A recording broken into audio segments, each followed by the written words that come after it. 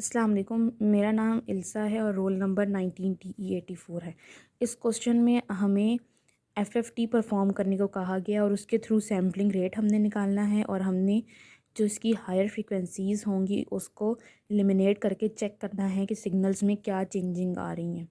सबसे पहली बात यह है कि हम एफएफटी क्यों अप्लाई करते हैं। हम एफएफटी से पहले जो फिनोमेना पढ़ के आए हैं वो है डीएफटी, डिस्क्रीट फोरियर ट्रांसफॉर्म।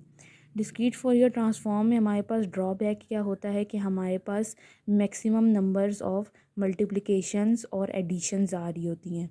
उसको रिड्यूस करने के लिए हम एफएफटी का यूज़ करते हैं। डीएफटी में हमारे पास फॉर एग्ज़ाम्पल अगर मैं 8 सैम्पल्स का n=8 का ही डीएफटी फाइंड करूं तो उसमें हमारे पास 64 नंबर्स ऑफ मल्टीप्लिकेशंस और 56 नंबर ऑफ़ एडिशंस आएंगी, जो कि बहुत कॉम्प्लेक्स है और कॉस्टली पड़ता है। हमें अपना जो सिग्नल होता है वो लेस कॉस्टली बनाना होता है और उसकी कॉम्प्लेक्सिटी को कम करना होता है। तो इसके लिए हम एफएफटी का यूज़ करते हैं। एफएफटी में हम अपने सिग्नल्स को डिवाइड एंड कॉन्कर रूल के थ्रू फाइंड करते हैं, जिससे क्या होता है, सिग्नल को डिवाइड करने की वजह से हमारे पास नंबर ऑफ़ मल्टीप्लिकेशंस और नंबर ऑफ़ एडिशंस कम हो जाती हैं। हमारे क्वेश्चन में हमारे पास जो सैम्पल है वो सिग्नल जो हमें गिवन है x(n) और उसके ये सैम्पल्स की वैल्यूज़ गिवन है। हमने सबसे पहले इसको इंडेक्स प्रोवाइड किया है 0 से 7 तक। n हमारे पास 8 है। उसके बाद हमने क्या किया, एफएफटी अप्लाई की। एफएफटी में हम क्या करते हैं कि अपने सिग्नल को डिवाइड करते हैं, मींस अपने सिग्नल को हाफ करने की ट्राई करते हैं। इसमें हमने सिग्नल को इवन अपने जो मेन सिग्नल था उसको इवन में और ऑड में डिवाइड कर दिया। इवन मतलब यहाँ से इवन इंडेक्स 0 2 4 6 उठा के एक अपने सिग्नल बना दिया और 1 3 5 7 लेके हमने दूसरा सिग्नल जनरेट कर दिया। अब इसको तोड़ने का क्या फ़ायदा हुआ, इवन ऑड में कन्वर्ट करने का ये फ़ायदा हुआ कि हमारा जो n जो सैम्पल्स थे वो 8 की बजाय 4 हो गए। इसका हमें ये फ़ायदा हुआ। उसके बाद हमने क्या किया, हमने अपने जो इवन हमने जो सिग्नल बनाया था उसको फाइंड करना शुरू किया। इसमें सबसे पहले जो हमने इवन के जो सैम्पल्स बनाए थे उसको इंडेक्स प्रोवाइड किया 0 से 3 तक। इंडेक्स प्रोवाइड करने के बाद हमने उनकी वैल्यूज़ निकाल ली, x(0), x(1), x(2), x(3). ये वैल्यूज़ हमने इवन का फार्मूला यूज़ करते हुए निकाली हैं, जो कि होता है x(n) e⁻j 2πkn/n। हमने ये वाला फार्मूला यूज़ किया है। यहाँ पे 0 के लिए k को 0 पुट कराएंगे, 1 के लिए हम 1 को 1 पुट कराएंगे, 2 के लिए 2 पुट कराएंगे और 3 के लिए 3 पुट कराएंगे k की वैल्यू। और x(0), x(1), x(n) के अकॉर्डिंग मींस हम अपने स्मॉल n की वैल्यू को चेंज करते जाएंगे क्वेश्चन में। और इसके थ्रू हमने यहाँ पे ये इक्वेशंस पुट की हैं। उसके बाद एक्सपोनेंशियल की वैल्यू हमने इस तरह ड्राइव की है कि हमने यूनिट सर्कल की हेल्प ली है। यूनिट सर्कल में हमारे पास हर पॉइंट पे वैल्यू पड़ी होती है। हमने यूनिट सर्कल के थ्रू एक्सपोनेंशियल की वैल्यूज़ फाइंड की और इस तरह एंड रिज़ल्ट हमारे पास x0, x1, x2, x3 का निकल आया। सेम हमने काम ऑड वाले पे किया। ऑड पे भी हमने जो अपना ऑड सिग्नल था -2 4 -3 1, इसको दोबारा से इंडेक्स प्रोवाइड किया 0 से लेके 3 तक और इनकी x(0), x(1), x(2), x(3) की हमने वैल्यू फाइंड कर ली ऑड का फार्मूला यूज़ करते हुए। उसके बाद ऑड की हमने वैल्यूज़ फाइंड कर ली। उसके बाद हमने इसकी डायग्राम ड्रॉ की, बटरफ्लाई डायग्राम। इसमें हमने क्या किया कि हमने अपने जो एक ब्लॉक इवन सिग्नल का बनाया, एक ब्लॉक ऑड सिग्नल का बनाया। उसकी जो आंसर्स हमारे पास सॉल्व करने के बाद निकले थे हमने वो लिखे।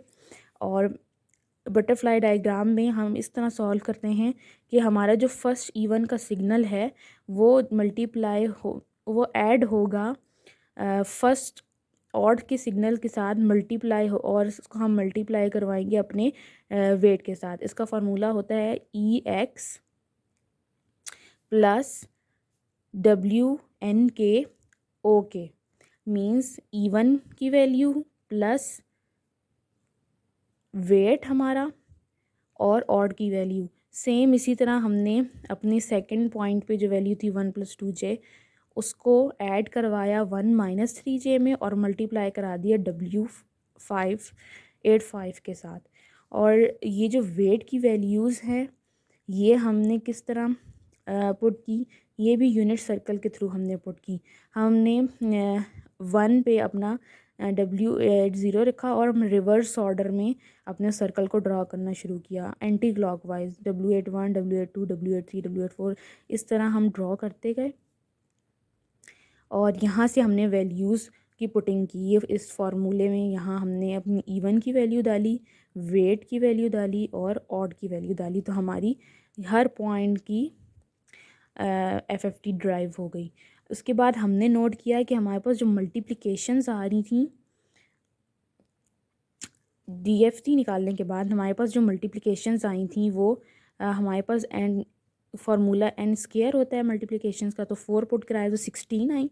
एडिशन हमने करवाई n-1 फार्मूले के थ्रू, तो हमारे पास 12 हमारी एडिशंस आई। हमने ये वैल्यूज़ फाइंड की फार्मूले में पुट करके। उसके बाद हमने एंड रिजल्टेंट पे हमने अपनी मल्टीप्लिकेशंस निकाली कि हमने 16 इवन की, 16 ऑड की और हमने 8 मज़ीद, ये जो हमने मज़ीद 8 मल्टीप्लिकेशंस कराई हैं इनको ऐड कराया तो हमारे पास 40 मल्टीप्लिकेशंस आई। जबकि हमने एडिशन 12 इवन 12 ऑड की फाइंड की हुई थी। उसके बाद हमने 8 मज़ीद इसकी एडिशंस करवाई तो वो 32 के इक्वल आई। अब हमने अपना देखा कि हमारी मल्टीप्लिकेशंस 40 और एडिशंस 32 आ रही हैं। ये भी कॉम्प्लेक्स सिग्नल है अभी तक, क्योंकि इतनी ज़्यादा 40 और 32 एक ह्यूज अमाउंट में मल्टीप्लिकेशन और एडिशन हो रही है। इसको मज़ीद डिकम्पोज करने की ज़रूरत है। उसके लिए हम क्या करेंगे, हमारा जो इवन और ऑड में जो हमने डिवाइड किया था अपने सिग्नल को, उसको हम मज़ीद इवन और ऑड में डिवाइड करेंगे। मतलब हम इवन, हमारा जो इवन नंबर था उसको इंडेक्स हमारा 0 1 2 3 था, इसमें से इवन निकालेंगे, एक्स इवन में से हम मज़ीद इवन वैल्यू निकालेंगे। 0 और 2 हमारी इवन, 0 इंडेक्स और 2 इंडेक्स पे जो वैल्यू पड़ी है वो हमारी इवन हो जाएगी और 1 और 3 पे जो वैल्यू पड़ी है वो ऑड हो जाएगी। उसके बाद हमने ऑड में से भी, हमारी जो ऑड थी उसमें से भी हमने इवन वैल्यूज़ और ऑड वैल्यूज़ निकाली। ऑड हमारी -2 और इवन हमारी और -2 -3 निकल आएगी और ऑड वैल्यू हमारी 4 और 1 निकल आएगी। उसके बाद हमने इसके ऊपर 2 पॉइंट DFT अप्लाई किया। 2 पॉइंट DFT सेम उसी तरह अप्लाई होगा, सेम फार्मूला यूज़ करते हुए हम अपनी यहाँ पे DFT ड्राइव करेंगे हर पॉइंट की। तो हमारे पास ये ड्राइव करने के बाद हमारी वैल्यूज़ हमारी निकल आई हर पॉइंट की। उसके बाद हमने क्या किया कि इसकी डायग्राम, हमारी बटरफ्लाई डायग्राम ड्रॉ की, जिसमें हमने 2 पॉइंट्स ये इवन 2 पॉइंट्स में डिवाइड किया। ये 2 पॉइंट्स मिलके ये हमें इवन पार्ट का बता रहे हैं, ये 2 पॉइंट्स ऑड पार्ट का बता रहे हैं। जो हमने पहले हमने 4 में बनाया हुआ था, अब हमने इसको 2 में डिवाइड कर दिया। उसके बाद हमने सेम वही काम किया कि फ़र्स्ट जो इवन है उसको मल्टीप्लाई कराया ऑड के साथ, फ़र्स्ट वैल्यू ऑड के साथ, और ऐड कराया फ़र्स्ट वैल्यू ऑड के साथ और मल्टीप्लाई कराया वेट के साथ उसका, जो W42 है। सेम वही काम किया है यहाँ पे। सारी इस तरह वैल्यूज़ इनकी, ये जो वैल्यूज़ हैं इनकी ये इस तरह फार्मूले में पुट करते हुए निकालनी, जो कि था even E(k) plus WNK weight multiply by odd के। इस वैल्यू के थ्रू हमने ये वैल्यूज़ फाइंड कर ली हैं जो आई हैं, और यूनिट सर्कल की हेल्प ली है। पहले यूनिट सर्कल 8 का था, अब यूनिट सर्कल 4 में डिवाइड हो गया है, क्योंकि हम 4 के अकॉर्डिंग देख रहे हैं। और इसमें भी हमने रिवर्स ऑर्डर ही इस्तेमाल किया है, रिवर्स ऑर्डर में हम चल रहे हैं। तो हमने 2 पॉइंट DFT फाइंड की। उससे हमें क्या पता लगा,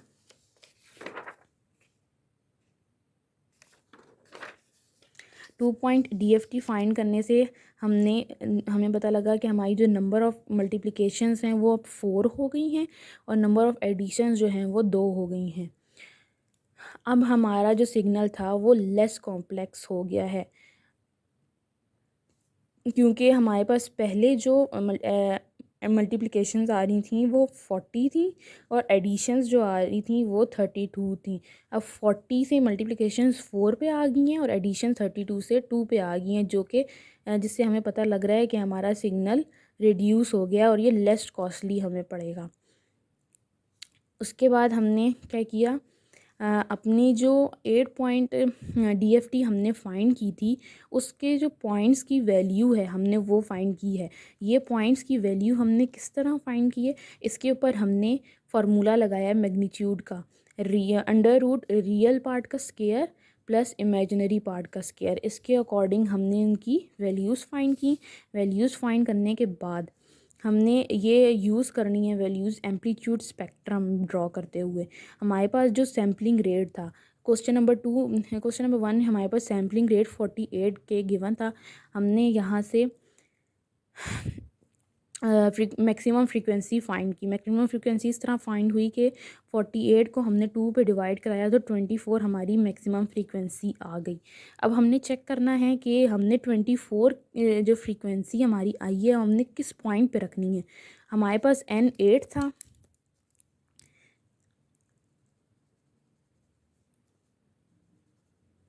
N हमारे पास 8 था। हमने क्या करना है, 8 को 2 पे डिवाइड कराना है जो कि इक्वल आता है 4 के। मतलब हमने जो 4 वैल्यू है इस पे, मतलब ज़ीरो से हम चलें, 0 1 2 3 4, मतलब हमने 4 वैल्यू पे अपनी मैक्सिमम फ्रीक्वेंसी पुट करानी है। मैक्सिमम फ्रीक्वेंसी हमने 4 पे पुट करानी है, जो कि मैंने यहाँ पुट करवा दिया है। यहाँ पे हमारी मैक्सिमम फ्रीक्वेंसी 5 है। उसके बाद हमने लोअर फ्रीक्वेंसीज़ निकालनी है 24 से, तो हम डिवाइडेड बाय 2 करते जाएंगे। ठीक है, डिवाइडेड बाय 2 करते जाएंगे तो हमारी लोअर फ्रीक्वेंसीज़ निकल आएंगी 18 के, 12 के, 6 के। और अगर हमने इसकी हायर फ्रीक्वेंसीज़ निकालनी है 24 से तो +6 ऐड करते जाएं तो हमारी हायर फ्रीक्वेंसीज़ निकल आएंगी। और मैंने ये पुट कर दिया है कि 24 पे हमारे पास 5 वैल्यू पड़ी हुई है, 30 के पे 5.39। अब ग्राफ को देखते हुए हमें पता लग रहा है कि ये सिग्नल पॉइंट्स जो हैं, सिग्नल हमारा अपना रेप्लिकास ड्रॉ कर रहा है, मिरर इमेज ड्रॉ हो रही है, मतलब ओवरलैपिंग हो रही है यहाँ पे। तो जब हमने एलिमिनेटिंग को पार्ट 2 में हमें कहा है कि एलिमिनेट करें हायर फ्रीक्वेंसीज़ को। एलिमिनेट हायर फ्रीक्वेंसीज़ का मतलब ये होगा कि हमने जो हमारे पास हायर फ्रीक्वेंसीज़ पे सिग्नल है, जिन हायर फ्रीक्वेंसीज़ से गुजरेगा उसको हम ज़ीरो कर दें, एलिमिनेट कर दें। तो हमारा जो सिग्नल था वो जो था वो 5.39 और 10.44 पे 5.39 और 10.44 पे हायर फ्रीक्वेंसीज़ पे था। हमने इन दोनों सिग्नल को और इनका जो मिरर इमेज ड्रॉ हो रही है उसको भी हम एलिमिनेट करवाएंगे। एलिमिनेट करवाने के बाद हमारा सिग्नल कुछ इस तरह का ड्रॉ हो गया। इस सिग्नल ग्राफ को देखते हुए हमें पता लगा, ग्राफ इस तरह का ड्रा हुआ। उस ग्राफ को देखते हुए हमें पता लग रहा है कि यहाँ पे जो हमारा जो सिग्नल है उसकी जब हमने हायर फ्रीक्वेंसीज़ को रिमूव करा दिया तो ओवरलैपिंग कम हो गई है हमारी, यहाँ पे ओवरलैपिंग में कमी आ गई। दूसरा, हमारी जो पीक एम्पलीट्यूड थी वो भी रिड्यूस हो गई। और इसका एक ड्रॉबैक ये हुआ कि इसकी सिग्नल की स्ट्रेंथ भी रिड्यूस हो जाएगी। सिग्नल की स्ट्रेंथ, ये हमारा एक ट्रेड ऑफ है। उसके बाद जब हमने लोअर फ्रीक्वेंसीज़ को एलिमिनेट करवा के देखा, मींस लोअर फ्रीक्वेंसी हमारी 0.92 पे पड़ी हुई थी लोअर फ्रीक्वेंसी, इसको हम एलिमिनेट करा के अपने सिग्नल में से देखेंगे तो हमें ये पता लगा कि जब हम लोअर फ्रीक्वेंसीज़ को एलिमिनेट कराते हैं तो हमारे जो सिग्नल है उसमें से नॉइस रिड्यूस हो जाती है, नॉइसलेस चैनल बन जाता है हमारा सिग्नल, नॉइसलेस सिग्नल बन जाता है। बस इतना ही था।